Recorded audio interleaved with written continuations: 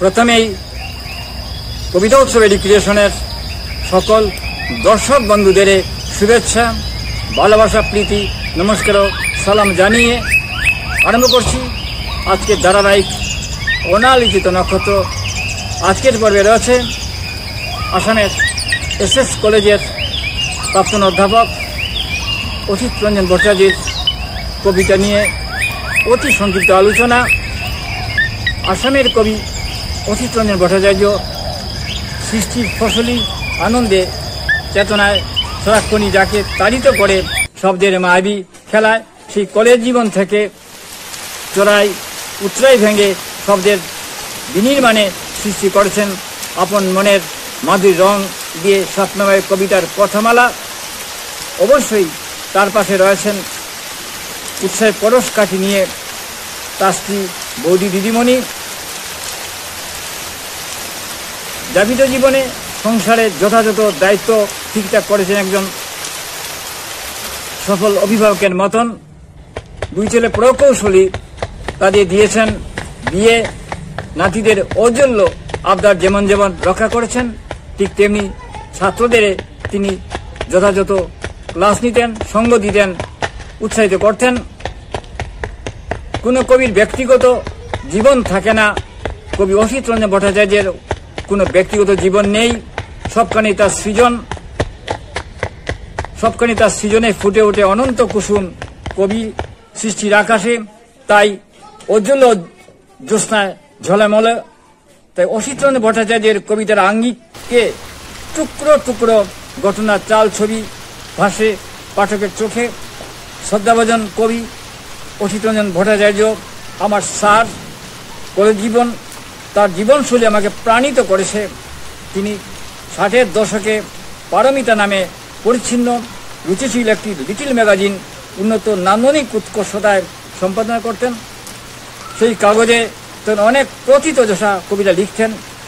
যথার্থ অর্থে সেই সময়ের কবিদের চিন্তন মনন, তাদের সৃজনী মৌলিক লেখা লিটল ম্যাগাজিন নিয়ে ধরে রেখে বৃহৎবঙ্গের সাহিত্য চর্চার সঙ্গে মেলবন্ধনের সূত্র গড়ে তুলতে পেরেছিল।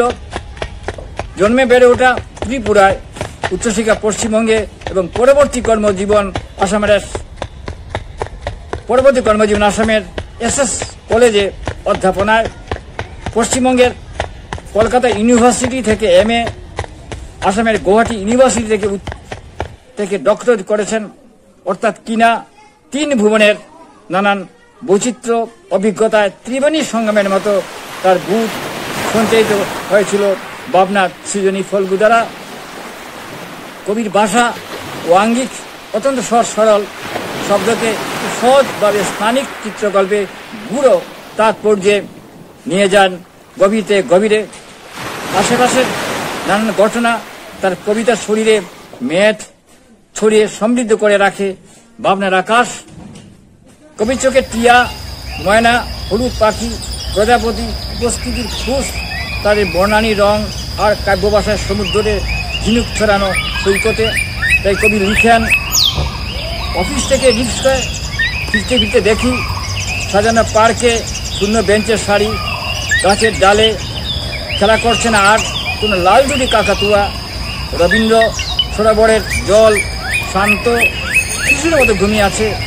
জীবন যেন এক চলমান স্তব্ধতা। দামাল ছেলেরাও হঠাৎ শান্ত হয়ে গেলে শব্দ দুপুরে শুধু গাছের পাতা শিশিরে কাঁপন। কবিতার শিরোনাম হারিয়ে যাওয়া কাব্যগ্রন্থ সময়ের কার্নিশে ভেসে থাকা। এই দৃশ্য আমরা প্রতিদিন দেখি। এই দৃশ্য কাব্যে উপস্থাপন নান্দনিক সুষমায় তিনি উপস্থাপিত করেছেন। নির্জনতা তার কবিতা নানানভাবে এসেছে। পৃথিবীর সকল কোলাহল এখন শান্ত, মৃদু বাতাসে এখন শুধু বিশ্রাম, শব্দহীন বিশ্রাম। কবিতার শিরোনাম শেষ ঘণ্টা ধ্বনি, কাব্যগ্রন্থ সময়ে কার্নিশে ভেসে থাকা। কবির ইতিমধ্যে 2003 ইংরেজিতে হালেগানি বেলামি শিল্পকলা থেকে বের হয়েছে প্রথম কাব্যগ্রন্থ সময়ে কার্নিশে ভেসে থাকা। সৃষ্টির আকাশে জীবনের ঝড় জল ব্যঙ্গে ভেসে রয়েছেন নিজের সঞ্জীবনী অমোঘ ক্ষমতায়, তাই নিজে আত্মমগ্নতায় আবিষ্কার করেছেন নিজেকেই। তাই হৃদয় জুড়ে বেজে ওঠে ভালোবাসার সিম্ফনি। প্রেম আর প্রকৃতি হাত দৌড়াদৌড়ি করে নিরন্তর চলতে থাকে অপূর্ব কুশলী ইতিবাচক কথনে। অমন নির্বুধের মতো কেদনা, ঢুকে পড়ার শামুকের মতো খুলছে। ওর কম কতবার হবে জানো না? তাই বলে মরুভূমিতে তৃষ্ণা জুড়ানোর উপায়ও তো আছে। এমন গুটিয়ে যাওয়া এ কোনো জীবন নয়। তাই মরুভূমিতে তৃষ্ণা জুড়ানোর উপায়ও তো আছে, অমন গুটিয়ে যাওয়া এ কোনো জীবন নয়।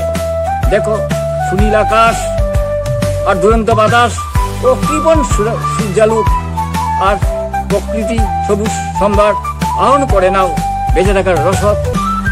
কবিতার শিরোনাম জীবন, কাব্যগ্রন্থ হৃদয় ক্যানভাসে। কবি হৃদয় ক্যানভাসের দ্বিতীয় কাব্যগ্রন্থ। এই গ্রন্থ 2004 ইংরেজিতে হাইলাকান্দির বেলাভিন শিল্পকলা থেকে বের হয়েছে। কবিতার ভুবনে প্রত্যাশার, প্রকৃতির মায়ামুহের রহস্য চেলানো শব্দে বুনন দেখতে পাই। কবির কবিতায় প্রেমহীনতা, অভিমান যেমনি এসেছে, তেমনি নিত্যদিনের সংগ্রামও কবিতায় ছড়িয়ে রয়েছে। কবির তৃতীয় কাব্যগ্রন্থ ত্রিনয়নী চোখ দিয়ে তিনি দেখতে চেয়েছেন মানুষের নানান ছল চাতুরি এবং শাশ্বত মানুষের প্রেম। জীবন সায়নের রং মেখে শেষ বেলাকার ডিঙ্গিতে উঠতে উঠতে বাজিয়েছেন এক মাঙ্গলিকের সিংহা। সেই শব্দ আমাদের চেতনায় নাড়া দিয়ে জাগিয়ে দিয়েছে শুভ ভাবনা, শুভ চিন্তার ভূত।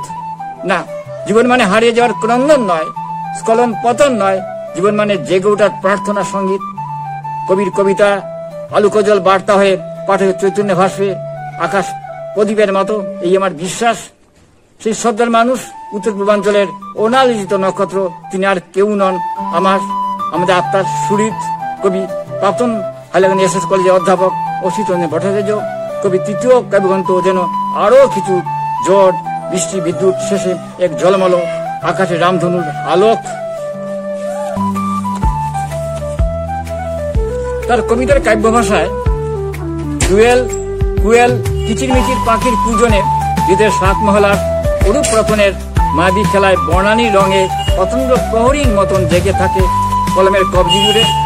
কখনো কৃষ্ণচূড়ায় হাসে, কখনো বা মানুষের চলমান জীবনের চাল ছবি খড়কুটির মতন যাপিত জীবনের শব্দের পিঠে ওড়ে। কখনো কৃষ্ণচূড়ায় হাসে, কখনো বা মানুষের চলমান জীবনের চাল ছবি খড়কুটের মতন যাপিত জীবনের শব্দের পিঠে ওড়ে। সবকিছু কবিতার চারপাশে ঝিলিমিলি আলোর ছায়ায়, কবিতার পংক্তিতে নিজস্ব মৌলিকতায় উকি দিয়ে বাঁশঝাড়ে জেগে ওঠা চাঁদের মতন খুলে দেয় কবিতার অন্তর্বয়ান। তার সহজ কবিতা জুড়ে মিঠে রূপ, স্নিগ্ধতায় সহজভাবে ধরা দেয় মগ্নতায়। কবিতার বিষণ্ণতা কিংবা জীবন যন্ত্রণার ক্লান্ত হওয়ার দীর্ঘশ্বাস নেই। কবির কবিতায় বিষণ্ণতা কিংবা জীবন যন্ত্রণায় ক্লান্ত হওয়ার দীর্ঘশ্বাস নেই। আছে প্রকৃতি আর প্রেমের সিন্ধুক খুলে রত্নমাণিক্যের আভা, বৈভব, যা আমাদের নিরন্তর সঞ্জীবিত করে রাখে, প্রাণিত করে। আজ এই পর্যন্তই। কবিতা উৎসব এডুকেশন অনুষ্ঠান শুনুন, দেখুন, আমাদের পাশে থাকুন। প্রকৌশলগত ত্রুটি থাকা সত্ত্বেও কেবলমাত্র বিষয়ে বৈচিত্র্য, নান্দনিক গুণের জন্য দেশে বিদেশের হাজার হাজার দর্শক এই অনুষ্ঠান দেখে থাকেন। আপনিও দেখুন, দেখতে থাকুন, ভালো লাগবেই। কবিতা হলো সুস্থভাবে বেঁচে থাকার অক্সিজেন। কবিতা হলো সুস্থভাবে বেঁচে থাকার অক্সিজেন। দেখতে থাকুন, ভালো লাগবেই।